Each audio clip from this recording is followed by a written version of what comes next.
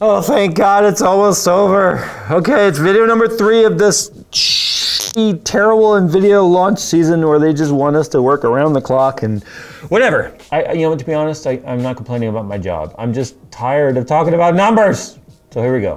4080 Super. I almost said Ti Super. Don't give me any ideas.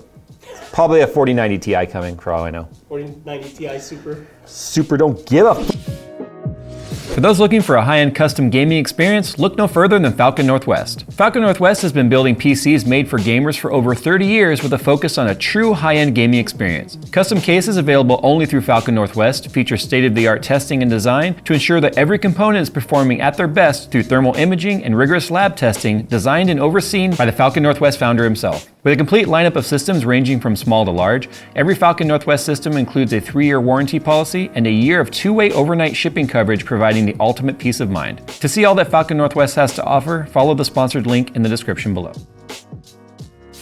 Okay, so for this one, we didn't get any AIBs for 4070 Super, so we just had FE for that. There's no FE for 4070 Ti Super, so we had the TUF for that.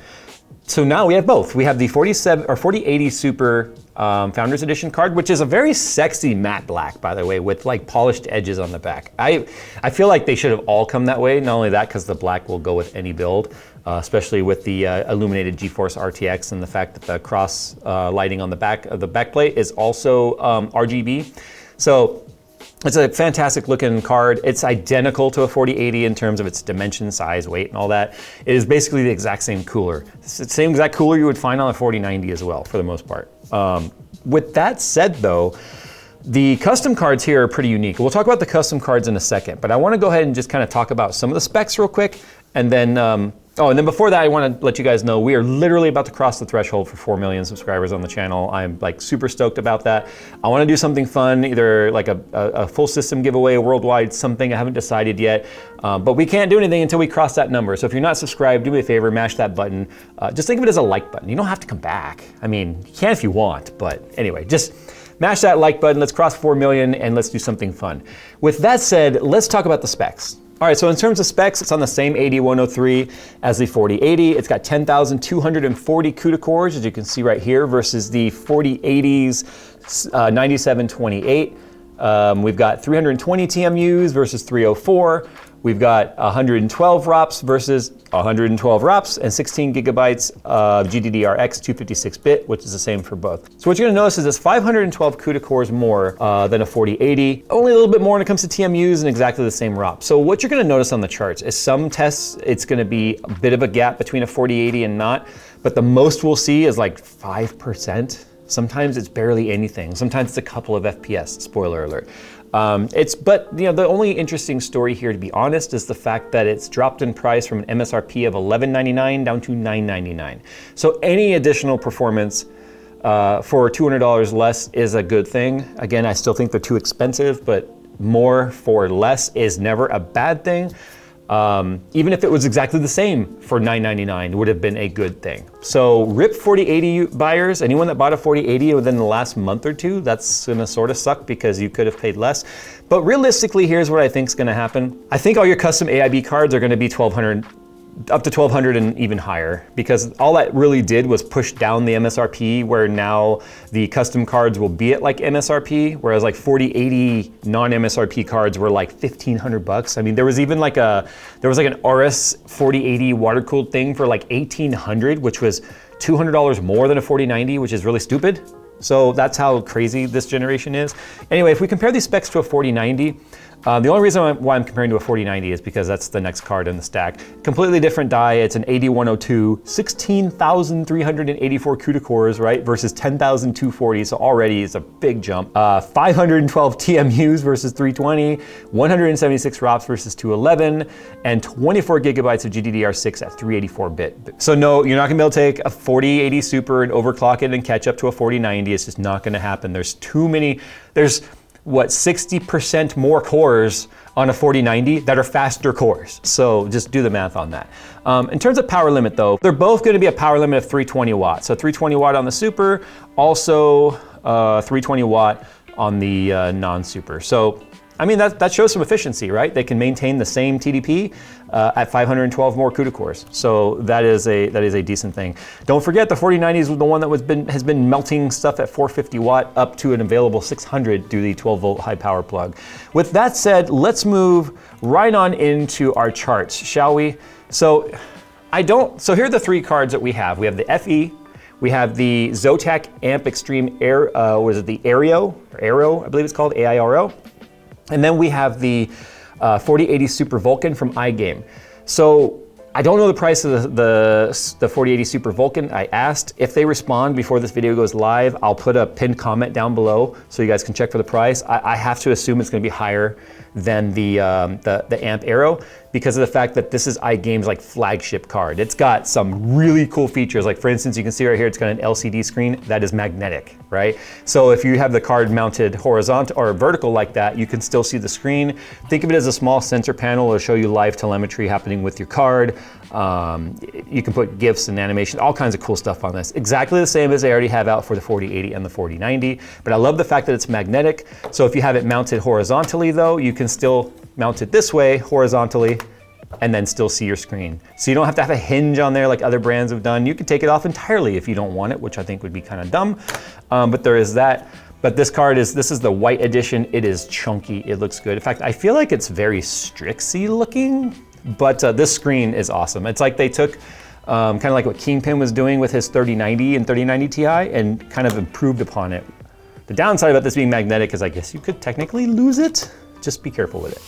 So I don't know what the price is on that, but I know that the Amp Aero is $1,099. So that's already a $100 cost premium over the MSRP, right? So now we're getting pretty close to that 1,200 mark. Half that money's back. The question is the custom card going to be worth it over something like the FE? Now the FE is $999 as we already know. Now I'm showing the price chart here, the current FE price of $1,199, because that price hasn't dropped. Even though a new card comes out that's faster, the MSRP of the cards don't drop. It's just what NVIDIA does is make them no longer available to where they're not getting replenished on shelves, so eventually they're just gone. Which is kind of like what we showed in our Micro Center video, where we went there and took a look at the cards, and yes, there are 4070 Ti's that cost more than 4070 Ti Supers. So you're gonna find on the shelf 4080s that cost more than 4080 Supers, which would be a really stupid buy. If you find retailers starting to drop the price of a 4080 to under a 4080 Super, then it might be something to consider. There is zero reason whatsoever to consider a 4080 over a 4080 Super if it's more expensive. There's 0.000 reason to do that, unless you're just dumb. So if we take a look here, we're also comparing it to the 7900 XTX at the same $999 MSRP. And don't forget, when the 4070 Ti Super and all that stuff was announced, AMD dropped the MSRP $50 on the 7900 XT non-second X. I think they should have dropped this $50, and you'll see why when we look at the charts. I think it should be a $949, maybe even a $899. So keep this hierarchy of price in mind as we look at the performance, because as you can see, $600 more expensive for a 4090 versus a 4080 Super right here. That's a lot of money. That's 60% more cost. You will not be getting 60% more performance out of it. In fact, that's an entire 4070 Super price difference between the two. Anyway, okay, so if we move on now, here's TimeSpy Extreme Rasterization Test. Look at the 4090 out there, just like, wow. But look how close together all these cards are now. So the 4080 Super Vulcan at a 14750, 14630 for the Aero, 14486 for the FE, and then you see the 7900 XTX right here. And if we look at a 14,002 for the 4080 non-super, it's actually less than 5% improvement on this. It's like 3.2% or something like that improvement. But again, cheaper. If it was the same cost, then that would just be like, why? Why would you do that? If we go ahead and turn on, I love how you compare these once you turn on RT, it's just like, so the 4090 FE in Port Royal is a 25,000, okay, whatever. As you can see, this is why I'm showing you, you're not gonna come up anywhere near the 4090 performance with a 4080 Super. I was hoping, kind of like when 3080 and 3080 Ti came out, how 3080 Ti was like 5% slower than a 3090. This is not the case this time around. It's like they learned their lesson. But same exact hierarchy here. The Vulcan and the Aero are showing improvements over the FE. That's because they have better coolers, they have slightly higher boost clocks, they're gonna hold those boost clocks longer, they have higher base clocks, so a few more megahertz is gonna give you a few more performance. But check this out here, the FE, again, you would not notice this performance difference in a game. The 7900 XTX, unfortunately, the RT suffers with their 2nd gen versus the advanced RT with 3rd gen cores now on NVIDIA. Okay, so Borderlands 3, this is a fun title to test this time around, only because NVIDIA finally caught up. This was kind of like a launch title with like RDNA 2, and so it had like really good AMD optimization. Unfortunately, this is some of the bureaucracy that takes place between gaming developers and hardware manufacturers. AMD went in there with some funds and got Borderlands highly optimized on AMD Radeon stuff, and then NVIDIA was kind of left out. NVIDIA is not innocent in this. They do the very same thing with titles that have NVIDIA splash screens. So it was just, we had to go back and retest all of our NVIDIA cards for this because we saw massive uplift in performance. So I just want to point that out. But here's the thing. I also left 1080p on these. I would not recommend these cards for 1080p. I mean, even if you were like esports gamer, I would have a hard time with that unless you're running like a 300 hertz or maybe even a higher hertz like monitor. 1080p, even on our 13900K that's overclocked on our test bench, bottlenecks hard. And it's funny, the faster the card, the harder the bottleneck. So what happens is when we do talk about bottlenecking on a high-end card, the card will downclock. It will downclock as it's waiting on the CPU. If the CPU suddenly is able to catch up, then the card has to go, oh crap, and then ramp up its frequency again, and it's fluctuating all over the place. The faster the card, the bigger those fluctuations, where the closer the card is to the bottleneck without exceeding it, will have better overall average performance. So that's why you're gonna see some weirdness with 1080p. I only left them on the charts, like I said, so you can see the bottlenecking that takes place. These charts are sorted by 1440p performance, by the way, which is the minimum resolution I would recommend for this. So 1440p or ultra wide or WQHD, which is more pixels than a standard 16:9, or if you're running like at home, I run a 3860 by 1600, which is a 4K wide by 1600 tall, so it's like in between 4K and 1440p ultra wide. So we should probably start including some ultra wide stuff on this eventually, but minimum 1440p 16:9. So you can see right here, Vulcan at the top again, technically tied for the 7900 XTX. 7900 XTX actually pulled off a couple more FPS in 4K though. And then our Aero is down here at 193 and 104.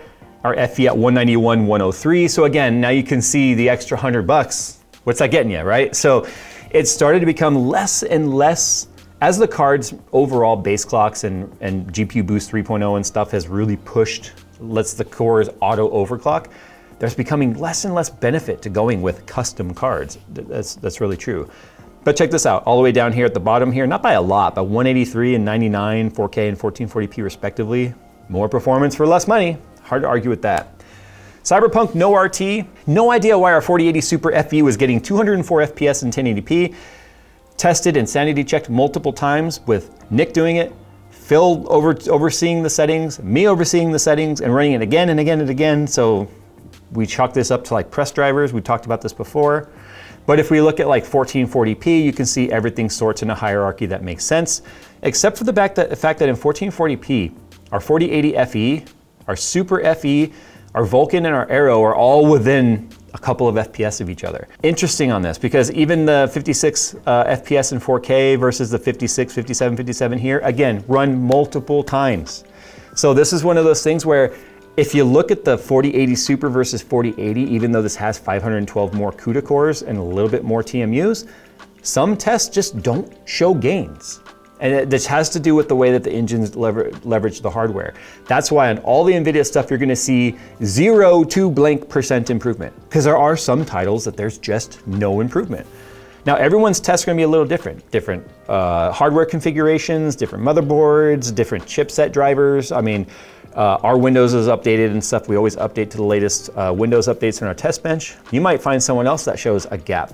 So all of our tests also are run at ultra settings, like the highest settings possible, although with this being no RT, that means no RT.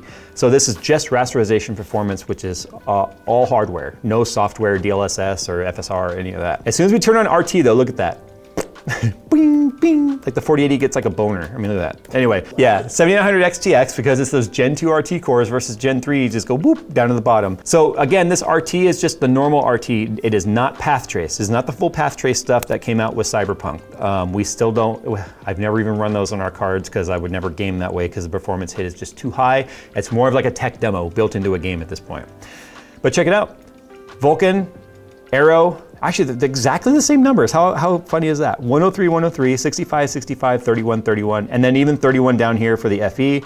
1 FPS slower for the FE in 1440 and 1 slower in 1080p. And then you can see the 4080 non-super behind it, 1 FPS in 4K, which is just odd. Again, we've run these numbers multiple times, but you would have a hard time noticing these FPS differences. Even 96 to 102 in 1080p, you have a hard time seeing that. Now, I'm not advocating that you shouldn't go out and buy an F80 Super or 4080 Super if you're shopping, because you pay more for the 4080, like I already explained. Forza Horizon 5, heavily bottlenecked title in 1080p. The numbers are kind of all over the place, and this is one of those where like, it's definitely an AMD title. Like it kind of tends to favor the 7900 XTX, as you can sort of see here in the charts, but it lands like right in between the 4080 Super lineup. 4090 is not that much farther ahead though, but again, this is because when you finish the test, it does show you like some CPU bound and GPU bound percentages, and the GPU is always at like low 90s on utilization on the 4080 Super, not like 100% or 99%. So that tells us it's waiting on the CPU some. Moving on here to the Shadow of the Tomb Raider No RT. I wonder where the engine cap is. It's right around 300 FPS, which is actually huge because it used to be around 220 FPS. So somewhere along the lines, even though this is a really old title, has seen improvements in the engine, which is kind of neat. But anyway, as you can see here, 1440p, they're really close together. The 4080 non-super at 248 for 1440, and then the 4080 Vulcan, which is interesting because normally that was at the top. But again, these numbers are very margin of error with each other. But 256 in 1440 versus 257, 257, 1 FPS difference between the FE and the Aero in 4K, and then actually slightly faster in 4K on the Vulcan, but because we're sorted by 1440p is why it's higher there. But you have a hard time seeing 141 FPS versus 133 with your eyes. This is where like the 1% and 0.1% lows really come in. Average FPS is just an average, but if we saw a higher average of 1% lows, then you'd know there's less fluctuation in that FPS. But I've never tested 1% lows, to be honest. There's a lot of guys out there that will probably do 0.01% lows for all I know. Anyway, the 7900 XTX, unfortunately, just kind of down here towards the bottom. But again, not way behind, but the same MSRP as a 4080 Super. So again, it's hard to really say go with a 7900 XTX over a 4080 Super with these tests so far. Once you turn RT on though, that's a big gap right there. Once again, right around 250-ish. And you can see this here, as the cards get faster, you can see that 1080p numbers start to dip, and that's because of the core fluctuation I was explaining. But in 1440p, the hierarchy is exactly what you would expect. 4080 Super's in the middle, 7900 XT at the bottom, 4090 at the top. So this is why I didn't really test beyond this, because we just needed to sort of see how these cards landed in the hierarchy. It's exactly as we expected.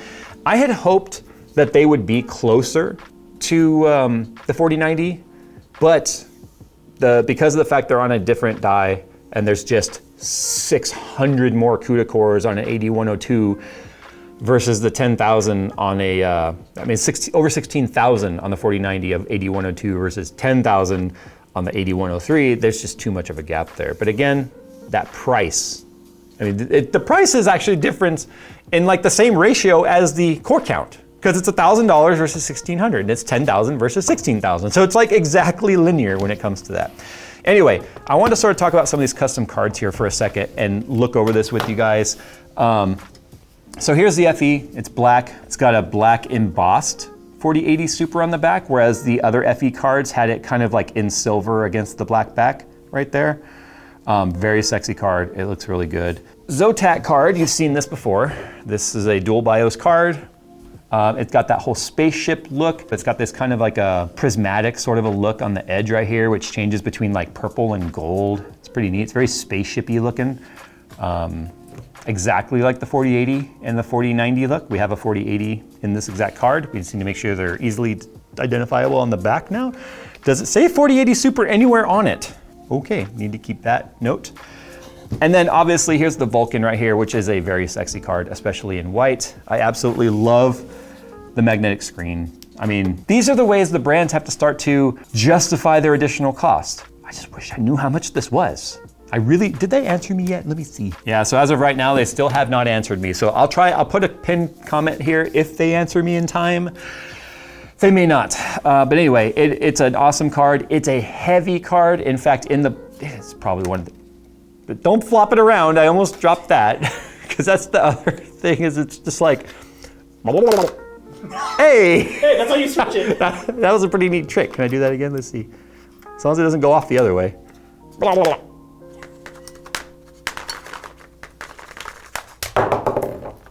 Damn.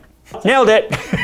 Anyway, yeah, it's a really heavy card though. So the contents that come with it include like a pogo stick, if you will. It's like a telescoping stick that has a stand, and you can change the heights based on the spacing you need between your bottom of your case or your shroud to be able to support the card. Anyway, I'll put links to the AIB brands down below for sending us their cards to take a look at for this launch. I appreciate getting some AIC cards to look at other than Founders Edition. It's just hard to justify still, I think, the additional cost. I mean, sure, we don't have a screen or anything on there, right?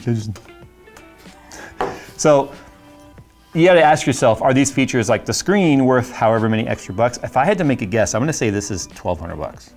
I'm probably wrong, I hope I'm wrong, maybe 1,150, maybe 11. It's not gonna be 1,000, we know that. It's not gonna be 1,050, it'll be way above that, because this is their flagship card. But yeah, I still think it's hard to justify custom cards over the cost of an FE if you can get your hands on an FE. The downside is FEs are sold at like Best Buy and like Micro Center and like one place in Canada, I think, and that's it. They're very hard to get your hands on. So anyway, not to mention because it's black, it looks so freaking good. So there's that.